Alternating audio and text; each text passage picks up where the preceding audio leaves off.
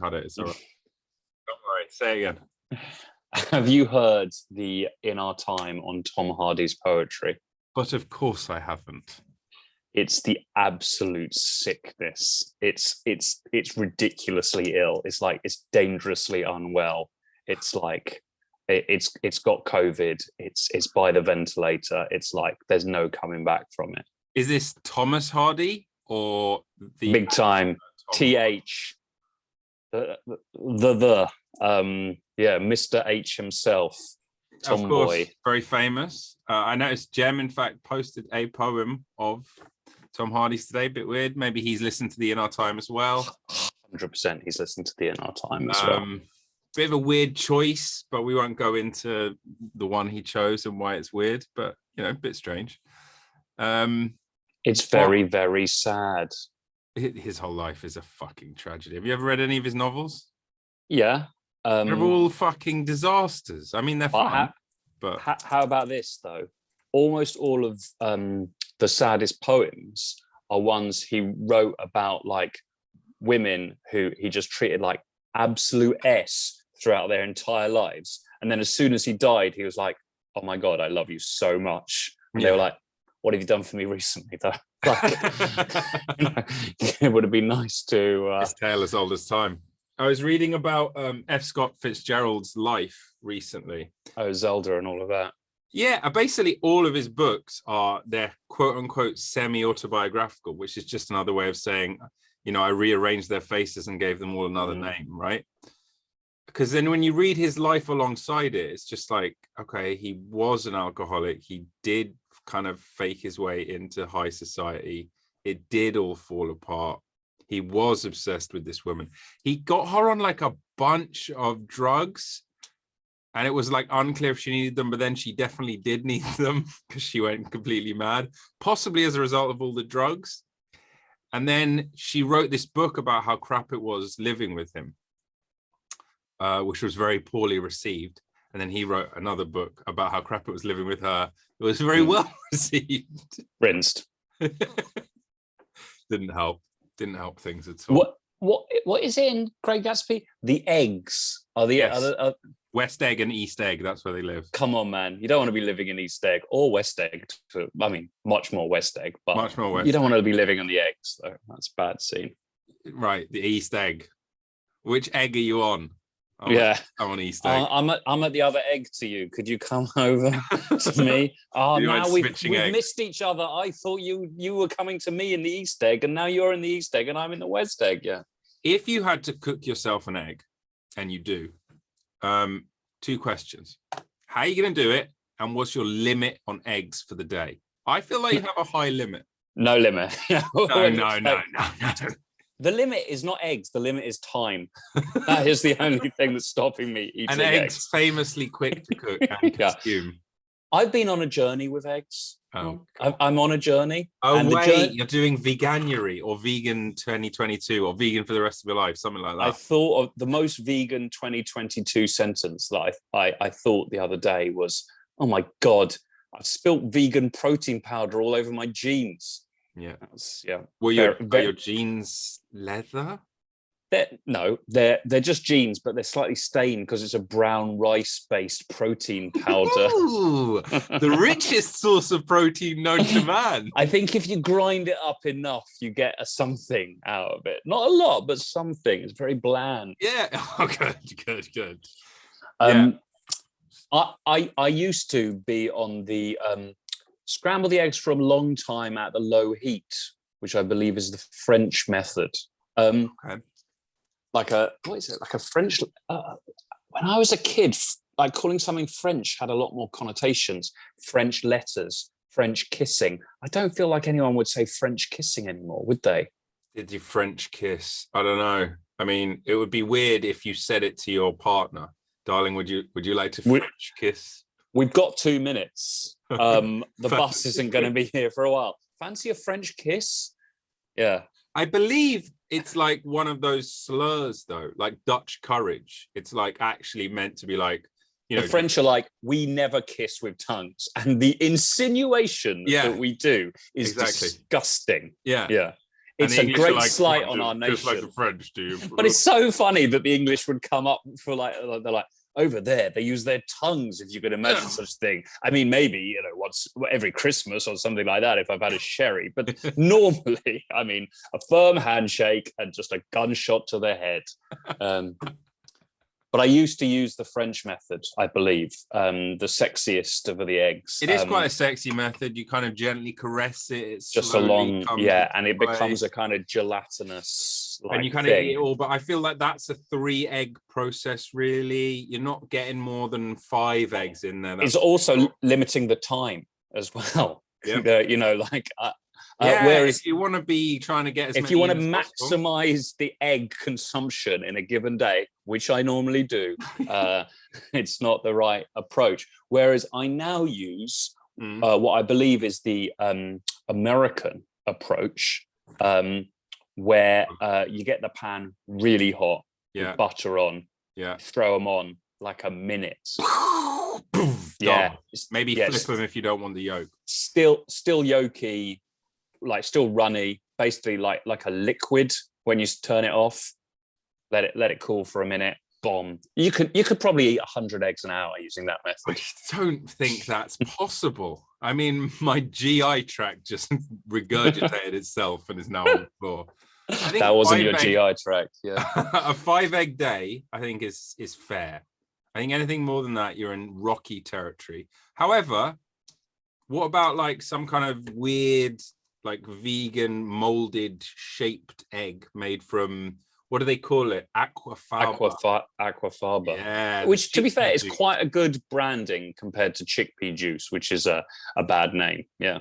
Yeah. No one's into that. I mean, I'm sure you could eat a ton of that, but you know, the suicidal thoughts will come in, and that's not a good sign, is it? Is that science or the science of suicide thoughts? Yeah. That's well that's why they stopped calling it suicide juice as a rebrand and went for that's where aquafaba came from. It is a very weird thing to call something that's just like, what's salt water? Brine. Everything's got just sort of basic names. That's a bad. We've got pilchards in brine. Like, you're like, no, maybe pay someone to come up with a new name or something like that. Yeah. Did you see this thing on Steam? Speaking of pilchards in brine, makes me think of Russia. There's this game. Well, I say game. It's called a walking sim. Are you familiar with this? No. What walking sim is. So it's a type of video game where you just walk around and interact with stuff, but you don't. Sure. There's not really a plot or characters or anything you have to particularly do. It's more like a mood. So it's this one. It's a post-Soviet sad 3D game. It's called It's Winter. As you can see, if you've ever been to Russia, that is pretty much what it looks like. Nothing awaits you, just a broken radio, loneliness, and endless snow. So there we go. I'm willing to test whether or not it's endless. I'll dedicate my entire life to seeing if we'll see who breaks first. Actually, it's interesting you should say that, right? So there's the loyal fans, right? Guess how long the average person plays it for, and how long the person who's managed to play it the longest played it for. The average person plays it for 4 hours, and the person who's played the longest plays it for 286 hours. Okay, yeah, you've gone by probably double and then 4 times. So 2 hours is kind of the max where they act, and then 36 hours. Bear in mind, you're just walking around a post-Soviet USSR. I like those guys though that try and test the limit of these games, and they're like, what if I just walk in a straight line for 2 days and see if the computer game goes weird and stuff like that? What if I just hit this wall constantly and see what happens, and it like bends the fabric of the game? Yeah, that's quite good. Or if you just keep walking and it's like, we didn't pixelate anything here, but you can still walk, so you just walk in an empty kind of void, But your But then you character keep skill going. is just Exactly. But then you keep going through the void, and then it's like it's just a whole new game you come Yeah. through into, and they're like, we didn't even make this game. What's going on here? They're like, Yeah. Yeah. You're in GTA 5. They're like, this is not legal. how's he crossed over? Oh my god. This is someone else's IP. When you said I saw something on Steam, it was one of the this has been happening to me quite a lot recently. I was like, I'm impossibly old. I was like, I don't know what that means. I saw it on Steam. That's like when I read showbiz news now. When they talk about like, oh, Zendaya is Minchi, I'm like, oh, I'm ancient. One's good or maybe bad. I mean, either way. Haven't you always been slightly counterculture anyway? So this is all a bit mainstream, isn't it? Is Steam mainstream? Well, yes and no. It's like a platform for indie games, but like nowadays indie games can like break out or something like that. But someone like Zendaya is like a Hollywood star. It's a good name though. I think that's probably part of the reason for her success. Yeah. Yeah, maybe. I think like so. Tom Cruise. Yeah. Yeah, exactly. Is that his real name?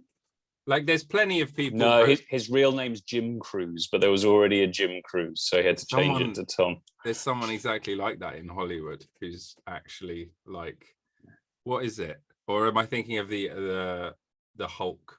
Yeah, okay. So his actual name is Thomas Cruise Mapother the Fourth. Yeah. Decided not to go for Mapother the Fourth in his state. He's like another Mapother. Yeah, of course. Do you trust him? Tom Cruise? Yeah. To do what? To bring out another fantastic Mission Impossible movie? Yes, I certainly do. Anything else at this point? What's the other franchises that I've seen him be good in? Yeah, I reckon the reboot of the plane one. Really, though? Do you? Yeah, I reckon that'll be good. Have you seen him get the medal at the Scientology thing? Yeah, he nailed that. Yeah. What do you mean? Absolutely nailed it. Knocked it out of the park. It's so good. It's such a self-important ceremony as well. Look how proceeding with great rapidity up the bridge or whatever it is. Yes. It's the bridge. Yeah. You do have to proceed with great rapidity. Well, I mean, ideally, if you want to get up the bridge. I've got nothing against the Scientologists, with the exception of when they sell the kids on the boats, which seems a bit much. What, on a contract for not only lifetime, but your next billion lifetimes? Like, is this enforceable? Seems a bit much. Yeah, perhaps on the edge, a bit much. I like the whistleblowers who are like, I'll be honest, I myself did engage in some quite rough, I would only describe as horseplay using a cattle prod. But I am mostly blameless on all accounts. Right. I've got to stop watching cult documentaries. You love cult documentaries. I know, but I think I've got to stop now. The pattern is too replicable. I've just seen 2 in a row, and it's the same thing every time. It's the same idea. It spirals out of control. Yeah. There's unfettered worship of the leader. Dodgy sexual stuff starts to happen. They're not going to do they never do documentaries about the cults that just proceed quite normally, do they? What about the cults that have a very democratic status and the leader's actually quite dull, but very, very good at admin? Yeah. It's not a great 10-part series on that one. No. Well, instead we get, the one I watched was about, do you know LuLaRoe? No. Go on. They sell leggings. It's MLM. I mean, that's the leggings seems harmless. The leggings is legit. Unfortunately, it very much is a pyramid scheme. And like all scams, they are like kind of hiding in plain sight. Their logo looks a lot like a pyramid. And then there's a leaked internal video where he's like, we got to get away from being a pyramid scheme. And then in the deposition, he's like, you're not a pyramid scheme. I'm saying we got to get away from it. How can we be a pyramid scheme? Yeah. It's pretty good. But my favorite cult, and then I want to know your favorite cult, is this one. And I think it maybe follows the rule that you just said about like, it's just kind of chill. Oh, wait, arrested. Okay. All right, I didn't know he's arrested. But he's in this remote part of Russia, and he dresses as Jesus, and he claims he is Jesus, and people just kind of follow him around and go, there he is. And now he's in prison. I didn't know this was going to end this way. Okay. Sorry it took a dark turn. Before he was just, he was this guy, which was all good, but now he's been arrested. He's no longer all good. Oh dear. What's your favorite cult? Well, controversially, I believe the word cult to be a phrase that's just been invented by organized religion to distinguish them from more quirky things. So can I tell you something that would be shocking if I was a 14-year-old boy? It would be shocking. It would shock and confuse you and amaze you. And confuse. My favorite cult is Christianity. Oh, you dick. I just hang up. Exactly. But this was the one this was the one I wanted to tell you about Christianity, about how old I felt when I went to it was a wedding in a church. Yeah. An uncontroversial place to have a wedding. Sure, traditional, if anything. You may believe. But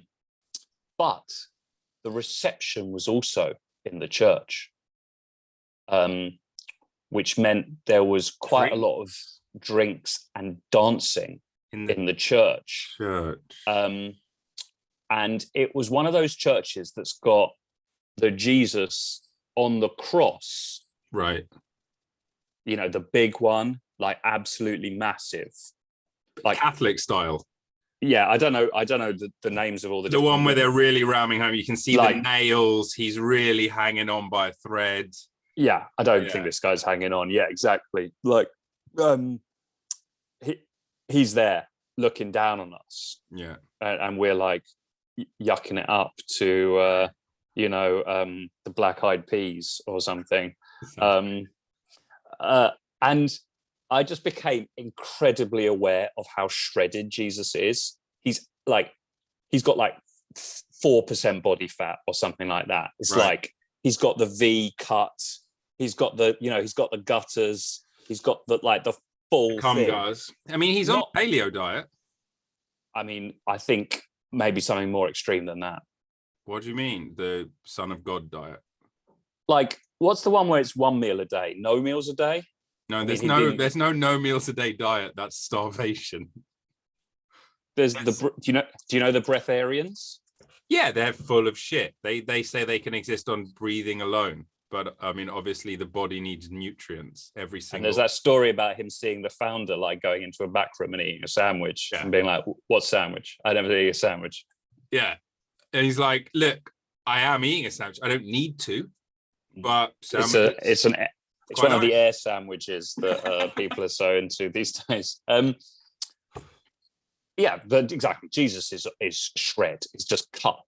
Like he's there, and I was like, it's harshing my vibe. I feel podgy in the face of like Jesus. I'm trying to like strut my stuff to Amy Winehouse. But you're having drinks. You're having nibbles. None of that.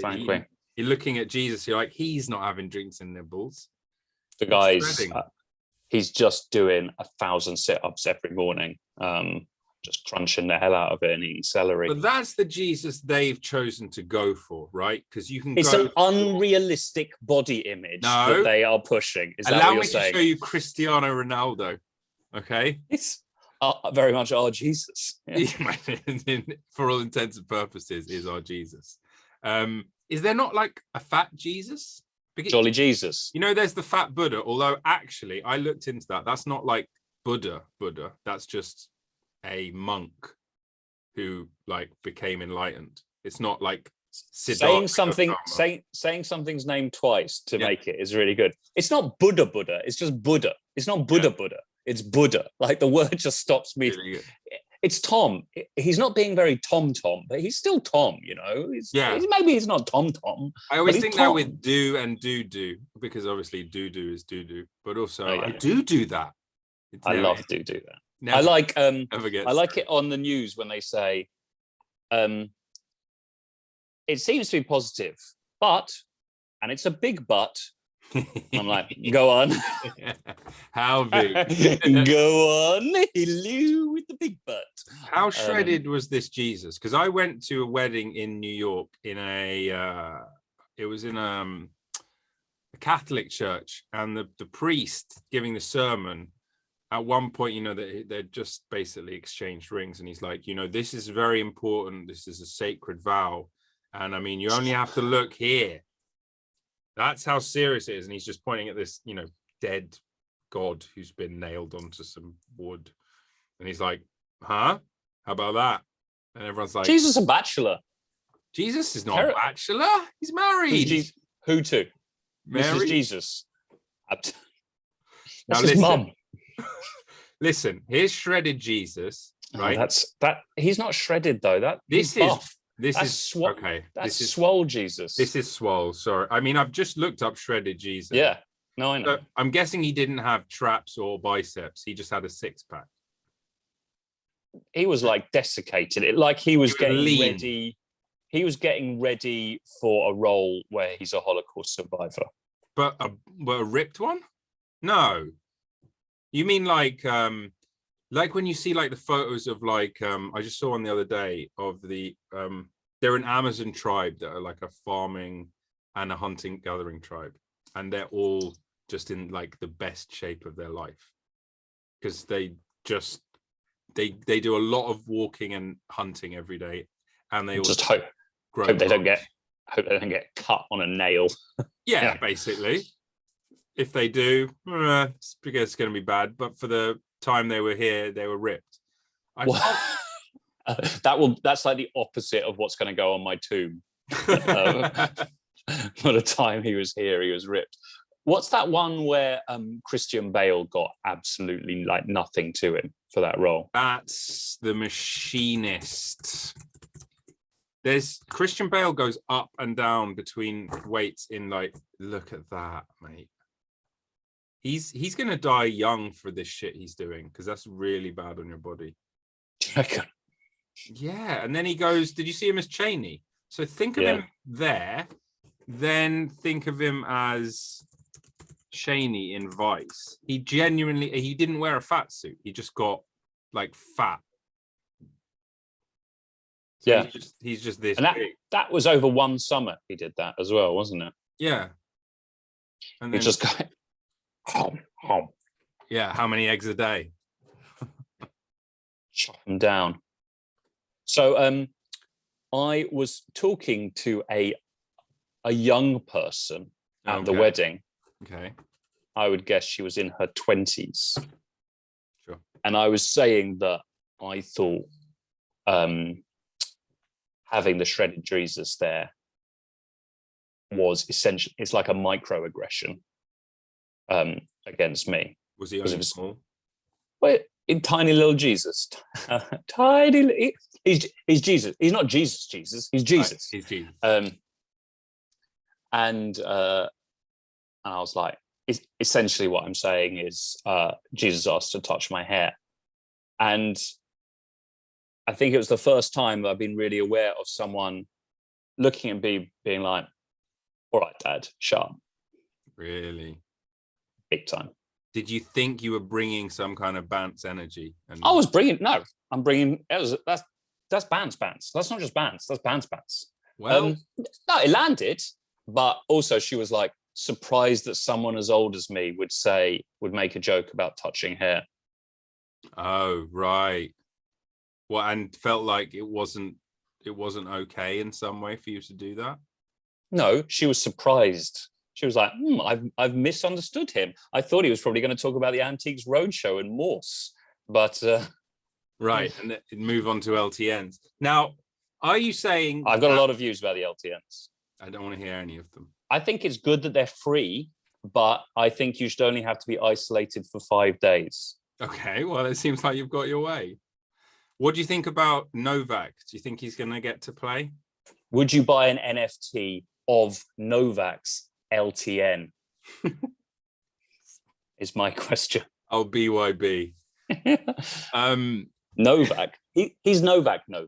He's I like the one. Right now, he's Novak. He's full Novak. I like that one of the reasons they got him was like, he was like, I came here straight from Serbia. And they're like, what about this video of you being in Spain? And he was like, sure. I mean, I've been to Spain. Does that count as a separate country to Serbia? You can't say anything these days. Pretty good. I like the way he said, yeah, I went to a photo shoot with this journalist and I had COVID because I didn't want to let him down. Yeah. A man's word is his bond. And this journalist that I've never met before wanted me to wear a suit and get in a swimming pool. And I just don't say no to that kind of stuff. I can't say no to that. He's going home, isn't he? You're going home in a fucking... I don't know. I reckon... You think he'll be able to circumvent the rules? What is it? Krusty, this is America. We don't send our celebrities to jail. Yeah. I'm sure Novak Djokovic will be okay. That's my strong prediction. Big picture, he'll be okay. It's sort of like Prince Andrew, but short term, stripped of all like royal patronages and all that stuff. Like just stripped. Breaking news. Stripped. Stripped and ripped. That's Andrew. Prince Andrew just walking nude along the mall, shouting at people, fight me! But he can't get ripped, dude, because you have to be able to sweat to get ripped, and he is unable to sweat. Common misconception. You get ripped through diet, not exercise. So that's what you're saying Jesus's thing was. He never did press over himself in his life. What was he eating? Presumably not aquafaba. Do you think Iggy Pop got a six-pack from doing sit-ups? No. He got a six-pack through doing heroin and not eating anything for 10 years. Have you seen his live shows? He's explosively active. Thank you very much. Explosively active. Do you know the one? Probably is. The one that made me the saddest. Yeah. Was, are you aware of Chidi from The Good Place? I think so. There's the three main characters, right? There's the old white guy, the young white woman, and the young black dude. So he's not meant to be that young because he's meant to be like a philosophy professor. So he's youngish. Okay, yeah. So he's okay. That's Chidi. Yeah. So he's like, but he's meant to be like teaching about philosophy and fuddy-duddy and with his books, and he's a bit of a Dorcas. Yeah. And he doesn't know about the way of the world. I've seen the trolley problem clip. Yeah, exactly. And he's talking about Aristotle and all the rest of it. Yeah. And then at one point, he has to take his top off. Shred. Absolutely shred. Like Prince Andrew wishes he could get to that level. Like Prince Andrew might be wearing a fat suit, to be fair to him. Yeah, he's very method, Prince Andrew. Yeah. Oh, he's ripped. There he is. It made me so sad. I was like, oh, Chidi's ripped. What's going on? He doesn't need to be. It's not only that he doesn't need to be, it actually takes away from it. Because he's a philosophy professor. His character's meant to be this like goofy, unreal. How did he get ripped and also teach so much philosophy? I don't think he really taught philosophy. I think he's an actor. I see. I think the number of philosophy professors who look like that with their top off is very, I would say it's slim. It's slim pickings. They're really interested in physical fitness, philosophy professors. I think in the ancient Greece, they were well into it. They used to exercise in the nude and all of that. Not Socrates, I guess. He's ugly as all sod in hell. How do you know? He's famously very ugly dude. Says who? People who wrote shit about him. Socrates. He didn't write anything down. Socrates wrote nothing down. I said he said it. Well, how do you know? Because someone else wrote it down. No, I was there. Okay, clear. I'm going to read you this Thomas Hardy poem before I go. Holy shit. We're going serious. Let's get there. What's the shadow on the stone. I went by the druid stone that broods in the garden white and lone, and I stopped and looked at the shifting shadows that at some moments fall thereon from the tree hard by with a rhythmic swing, and they shaped in my imagining to the shade that a well-known head and shoulders threw there when she was gardening. I thought her behind my back. Yes, her I long had learned to lack. And I said, I'm sure you're standing behind me. But how do you get into this old track? And there was no sound but the fall of a leaf and a sad response. And to keep down grief, I would not turn my head to discover that there was nothing in my belief. Yet I wanted to look and see that nobody stood at the back of me. But I thought once more, nay, I'll not unvision a shape which somehow there may be. So I went on softly from the glade and left her behind me, throwing her shade. And she were indeed an apparition, my head unturned, lest my dreams should fade. Cool.